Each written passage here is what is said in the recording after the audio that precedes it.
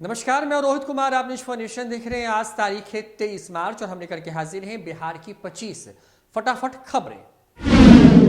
आज पटना में आरजेडी बिहार विधानसभा का घेराव करेगी। ये घेराव बेरोजगारी, कानून व्यवस्था, क्राइम के मुद्दे को लेकर के किया जाएगा। आपको बता दें कि सूत्रों के मुताबिक जो जानकारी मिली है, इसमें आरजेडी के कई बड़े चेहरे शामिल हो सकते हैं।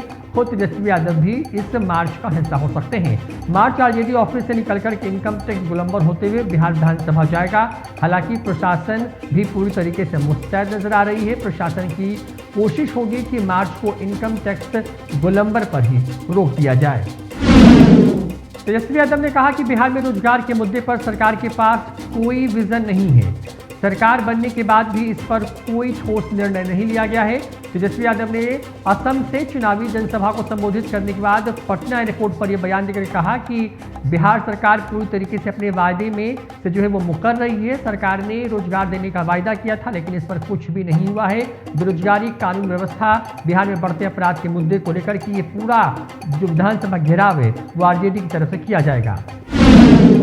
बिहार की राजनीति में आजकल खूब उबाल चल रहा है। बिहार विधानमंडल के बजट सत्र को लेकर सत्ता और विपक्ष के नेताओं के बीच बयानबाजी चरम पर है। बिहार विधानसभा के घेराव से पहले राष्ट्रीय जनता दल की ओर से सोमवार को एक बड़ा सा होर्डिंग जारी किया गया, जिसके बाद लालू प्रसाद यादव की पार्टी और उनके जो छोटे बेटे तेजस्वी यादव हैं उसमें उन पर जो है भाजपा जदयू के बीच में जो है वो निशाने जो है वो लगाए जा रहे हैं। राजद ने बिहार विधानसभा का एक होर्डिंग जारी करते हुए मुख्यमंत्री नीतीश कुमार और उप मुख्यमंत्री रेणु देवी की तुलना धृतराष्ट्र से की है।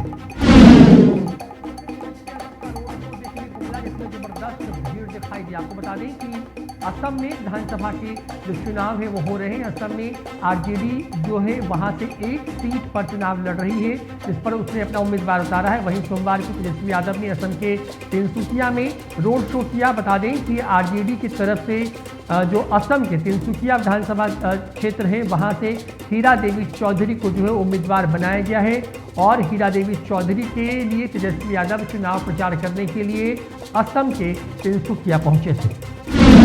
पश्चिम बंगाल और असम दोनों ही राज्यों में बिहार के मुख्यमंत्री नीतीश कुमार की पार्टी जदयू जो है वो बिहार और केंद्र में अपने गठबंधन की सहयोगी भारतीय जनता पार्टी के जो मुश्किलें हैं वो बढ़ाने वाली है। फैसला कर लिया है। इसको लेकर के जदयू ने दोनों राज्यों में विधानसभा चुनाव में अपने प्रत्याशियों को जदयू ने सिंबल देने जो है वो शुरू कर दिए हैं। इस बाबत मिली जानकारी के अनुसार पश्चिम बंगाल चुनाव में जदयू ने अब तक जो है वो 45 उम्मीदवार उतारे हैं, जबकि असम विधानसभा चुनाव में 50 उम्मीदवारों पर उसने दाव खेला है, उन्हें सिंबल दे दिया गया है। इन राज्यों में जदयू बिना किसी दल के साथ समझौता किए हुए जो है अपने दम पर चुनावी मैदान में है।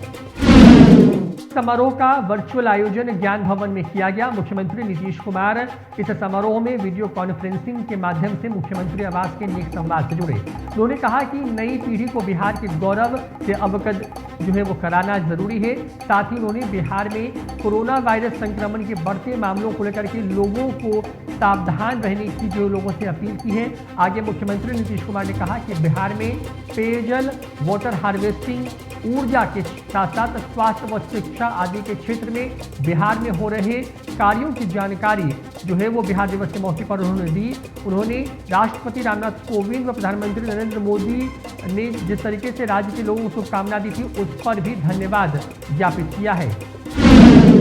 लोजपा के राष्ट्रीय अध्यक्ष चिराग पासवान ने सीएम नीतीश कुमार पर फिर से जोरदार हमला बोला है। चिराग पासवान ने कहा कि उनके संसदीय क्षेत्र जमुई में 500 बेड वाले एक मेडिकल कॉलेज को लेकर के जो है उसका निर्माण होना था। इसके लिए केंद्र सरकार की तरफ से 3 साल पहले ही जो अनुमति है वो दे दी गई, लेकिन नीतीश सरकार ने अब तक इसके रास्ते में रोड़ा अटका रखा है।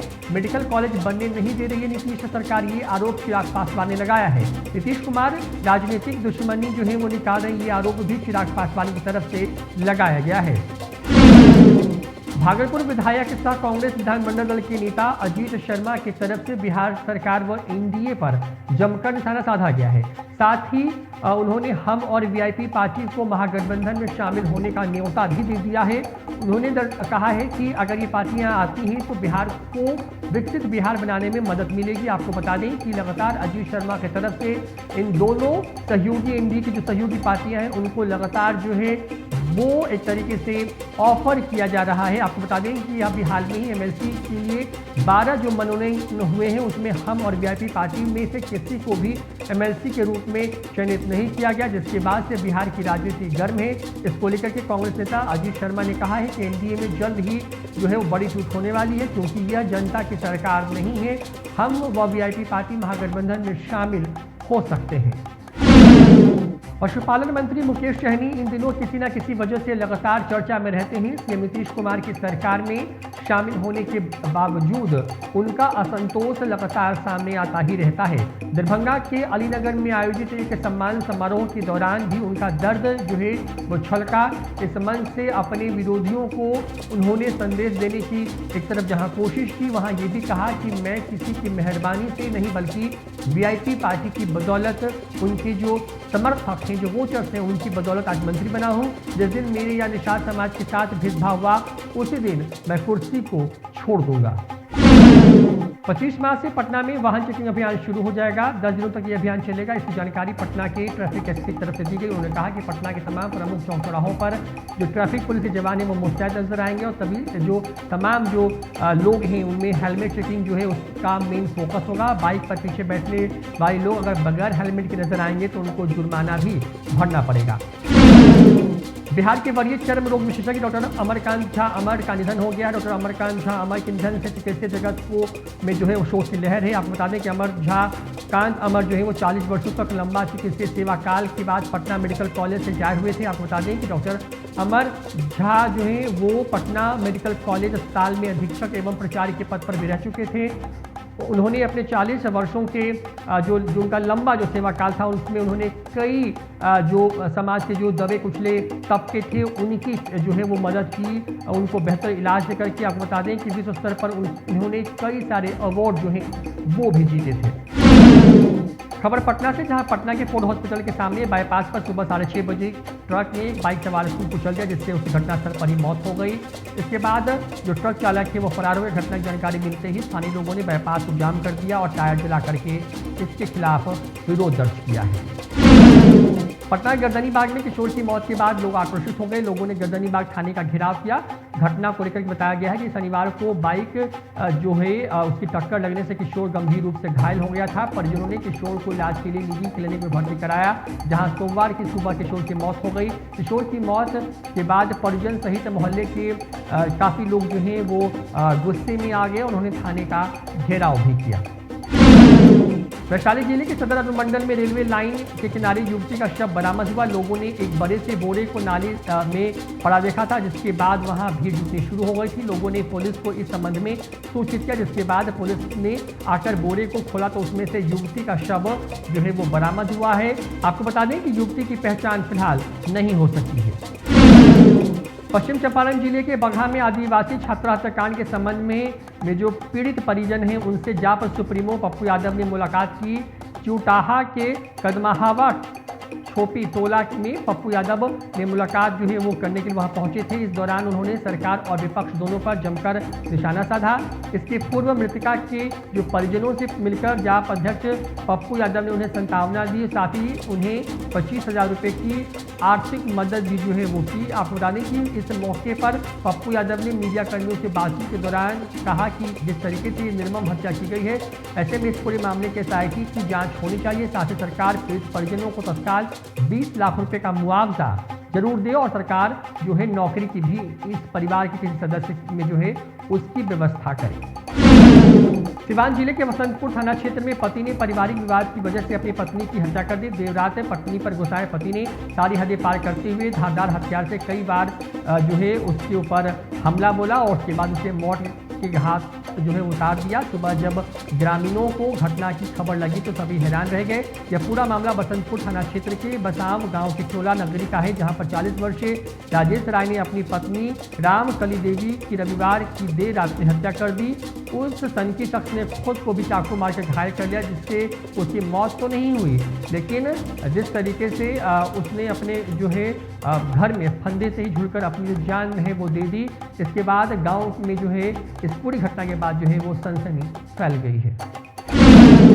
कोर्ट में फैसले भावनाओं पर नहीं बल्कि सबूत और गवाहों के आधार पर सुनाए जाते हैं। लेकिन बिहार शरीफ में किशोर न्याय परिषद के प्रधान दंडाधिकारी मानवेंद्र मिश्रा ने सोमवार को एक ऐतिहासिक फैसला सुनाया। नाबालिग लड़की को भगाकर शादी करने और शारीरिक संबंध बनाने के आरोपी किशोर के खिलाफ पर्याप्त सबूत थे। दोषी कोई बच्चा भी था। इसके बावजूद उन्होंने पिता को दोष मुक्त करते हुए नाबालिग पति पत्नी को साथ रहने का फैसला सुनाया ताकि उनके 6 माह की नवजात शिशु का पालन पोषण प्रभावित न हो। खबर समस्तीपुर जिले से है, जहां पर एक दर्दनाक हादसा सामने आया है, जहां पर स्नान के दौरान 5 लड़कियां तालाब में डूब गईं।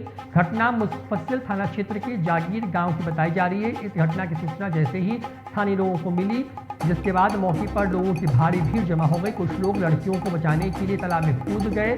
लड़कियों को बचाने की काफ़ी कोशिश भी जो है वो की गई। काफ़ी प्रयास के बाद 3 लड़कियों को बचा लिया गया, लेकिन 2 लड़कियां जो है वो डूबने से उनकी जो है वो मौत हो गई है। काफ़ी खोजबीन के बाद 2 लड़कियों के शव को बाहर निकाल लिया गया है। सोमवार को 67वें राष्ट्रीय फिल्म पुरस्कार के विजेताओं की घोषणा की गई। कोरोना महामारी के कारण इस बार समारोह में लगभग 1 साल की देरी हुई। हर साल राष्ट्रीय फिल्म पुरस्कार 3 मई को आयोजित किया जाता है, जबकि पिछले साल इसे कोरोना महामारी के कारण टाल दिया गया था। बता दें कि प्रेस कॉन्फ्रेंस के जरिए विजेताओं की सूची घोषित की गई। इस बार जो फीचर फिल्म श्रेणी में 461 फिल्में और गैर फीचर फिल्म की श्रेणी में 220 फिल्में थीं। देश के 13 राज्यों से सभी आई थी। इस बार के राष्ट्रीय फिल्म पुरस्कार में बिहार के 2 सितारे सुशांत सिंह राजपूत और मनोज वाजपेयी को भी पुरस्कृत किया गया है। गाड़ी के लिए रास्ता नहीं मिलने पर जेलर का पारा गर्म हो गया और उन्होंने ड्यूटी पर तैनात संतरी की पिटाई शुरू कर दी। बताया जा रहा है कि आज औरंगाबाद में जेलर साहब की गाड़ी जेल के अंदर नहीं आ सकी। इसी वजह से जेलर साहब को गर्मी में गाड़ी से उतरकर पैदल जाना पड़ा। इसके बाद साहब का गुस्सा सातवें आसमान पर चढ़ गया। जेलर ने गाली गलौच करते हुए ड्यूटी पर तैनात संतरी अलखदेव राम की पिटाई जो है वो कर डाली। इस मामले में संतरी ने थाने में जेलर के खिलाफ प्राथमिकी दर्ज कराई है। मुजफ्फरपुर जिले के मनियारी थाना क्षेत्र से आ रही एक बड़ी खबर, जहां पर सोमवार को रजिस्ट्री कार्यालय के कर्मचारी को अपराधियों ने गोली मारकर उसकी हत्या करके और शव सड़क किनारे रामपुर काशी में फेंक दिया। मृतक रजिस्ट्री कार्यालय के कर्मचारी की पहचान बिहार के वैशाली जिला के चेहरा कला मंशिया निवासी अब्दुल कद्दुसुन के रूप में हुई थी। ग्रामीणों ने मुजफ्फरपुर महुआ सड़क के किनारे एक शव जो है पड़ा देखा और उसके बाद इसे सूचना पुलिस को दी। इसके बाद शव मिलने की सूचना मिलते ही मौके पर पहुंची पुलिस ने छानबीन शुरू कर दिया है। मुजफ्फरपुर के वरीय पुलिस अधीक्षक जयंतकांत ने प्रेस वार्ता कर 2 गिरोह के 8 अपराधियों की गिरफ्तारी की जानकारी दी। पुलिस ने बरूराज थाना इलाके के बड़ी कार्रवाई करते हुए तिरकटवा गिरोह के 6 अपराधियों को गिरफ्तार किया है। घटना को लेकर पुलिस ने बताया कि कुछ दिनों पहले इस गिरोह ने मुरारपुर चौक के पास एक ट्रक ड्राइवर से लूट की घटना को अंजाम दिया था। तिरकटवा गिरोह ने हथियार के बल पर ट्रक ड्राइवर से 30,000 रुपये और मोबाइल लूट लिया था और विरोध करने पर ट्रक मालिक को गोली भी मार दी थी। इसी घटना में ये जांच के बाद जो है ये कार्रवाई की गई, जिसके बाद ये सभी अपराधी जो है वो गिरफ्त में आए हैं। राजधानी पटना में किराए पर घर देना एक मकान मालिक को महंगा पड़ गया। दबंगों ने मकान मालिक और मालकिन जमकर पिटाई कर दी, जिसका वीडियो सीसीटीवी में कैद हो गया है। दरअसल पूरा मामला पटना के कदमकुआं थाना क्षेत्र के पीरमुहानी इलाके का है, जहां की रहने वाली शारदा रानी ने पुलिस की कार्यशैली पर भी गंभीर आरोप लगाए हैं। कहा है कि पुलिस ने इस पूरे मामले पर गंभीरता नहीं दिखाई है। नालंदा जिले में आए दिन चोरी की जो वारदात थी वो सामने आती रही है, जिस पर लगाम लगाने में पुलिस नाकाम साबित हो रही है। पुलिस की निरंतर कार्रवाई का ही नतीजा है कि चोरों के हौसले बुलंद होते जा रहे हैं और जनता खौफ में जी रही है। ताज़ा मामला बिहार थाना क्षेत्र का है, जहां चोरों ने बंद घर को निशाना बनाया है। जानकारी के मुताबिक नगर थाना क्षेत्र के इमादपुर मोहल्ले में चोरों ने एक व्यवसायी के बंद घर को निशाना बनाते हुए वहां पर रखे करीब 10 लाख के कीमती सामान जो है उस पर अपना हाथ साफ किया है। बिहार के लिए एक अच्छी खबर है। बिहार को लेकर के जो खबर सामने आई है उसके मुताबिक राज्यसभा सांसद सुशील कुमार मोदी के सवाल के जवाब में राज्यसभा में सड़क परिवहन और राज्य मार्ग मंत्री नितिन गडकरी की तरफ से बताया गया कि जो बिहार है वहां पर भागलपुर के पास विक्रमशिला सेतु के समानांतर गंगा पर नए 4 लेन सेतु के निर्माण के लिए 1110.23 करोड़ रुपए जो है भारत सरकार द्वारा स्वीकृत कर दिए गए हैं। मालूम हो कि भागलपुर के निकट गंगा नदी पर 2001 में प्रारंभ हुए विक्रमशिला सेतु पर जो यातायात के अत्यधिक दबाव के मद्देनजर उसके समानांतर 4 लेन के नए पुल को लेकर के केंद्र ने स्वीकृति प्रदान की है। तो आज के लिए बस इतना ही। न्यूज़ फर्नीचर पर खबरों का सिलसिला लगातार जारी है। कल फिर हाजिर होंगे लेकर के 25 फटाफट खबरें। देखते रहिए न्यूज़ फर्नीचर। नमस्कार।